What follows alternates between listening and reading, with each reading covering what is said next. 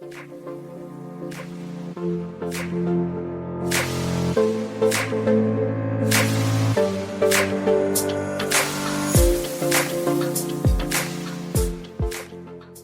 are several reasons as to why the children with disabilities are not in school. One of the reasons is there is a lot of stigma from the community around them. So they would want to hide these children, that the community, the public will not see these children. Inclusive education. This is a term that we've all heard about, but the question is, what is inclusive education?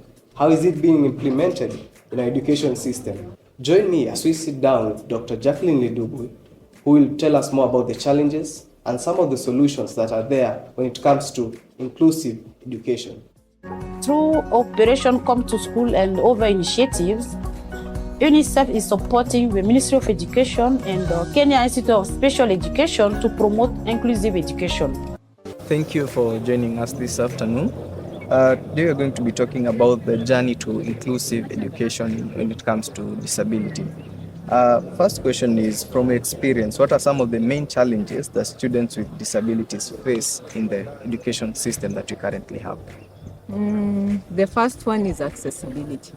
We'll find that a child who maybe uses a wheelchair will not be able to access school. Maybe they are from very remote areas and they have a wheelchair, and even when they get to their classroom, the class is on top of the floor. So it's accessibility. And also still on accessibility, maybe someone is in the remote area. They don't even have that wheelchair. Their parents have to carry them on the back to school. For how long will you carry someone for 8 years? And they are growing, and even those parents are growing old, so accessibility is one of the biggest issues. And even when we talk about accessibility, we are saying accessible to the education. So if it is someone who is deaf and they are going to go to a class where people are not, where the lecturer or the teacher is not conversant with deaf language, learning is going to be a bit difficult. If it is someone who is blind and they are going to a class where there are no brailles, how are they going to write their notes? How are they going to read the books? So when we talk about inclusive education, where we want children with disabilities and those without disabilities in the same class, it becomes a bit difficult because lack of accessibility, lack of teachers who will understand, who are trained to use sign language and braille, lack of teachers who have negative attitudes towards children with disability, who don't understand they need maybe more time to be educated. We'll also lack of policies that maybe are supposed to be there to guide us. There's policies, but now even actioning on those policies becomes a big problem. Now that we already have the challenges, how do these challenges impact the academic performance of these students if you compare them to students without disabilities and now the students with disabilities? How do you rate their performance? So most of the time, that's why there is, I don't know what it's called, the name has just forgotten, but we'll be raising marks for children with disability. Like if it is a national school, they will say maybe a person with disability, a child with disability with 300 marks is supposed to go to a national school. So they try to standardize, because a person with disability or a child with disability will have problems even in finishing the curriculum. For example, even before they introduce sign language as the fourth language, children with disabilities used to do English, Kiswahili as a language. And you can even imagine children who are deaf, they don't know any Kiswahili language. They don't know mother tongue. The deaf, the Kenya Sign Language is in English.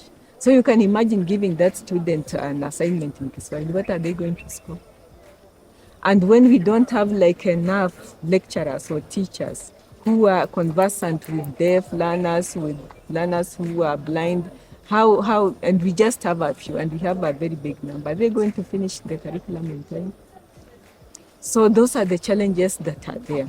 And when those challenges are there, then the performance of a child with disability and that without disability, we cannot say they are supposed to be the same. But when maybe a child with disability is facilitated, they are taken to a school where we have teachers, where we have accessibility is no issue, where we don't have a bad attitude with the lecturers and the students and everyone, children with disability are going to top like an example of Bodalin Kakuya, who was 2017 the top KCP student. It is because of the wholesome society. It is because of the support the child got from parents, from school, from the community and the society, and the accessibility. We're also going to sit down with Boniface Mutavia, who is going to tell us more about disability and what it takes to have inclusive education for students with disability.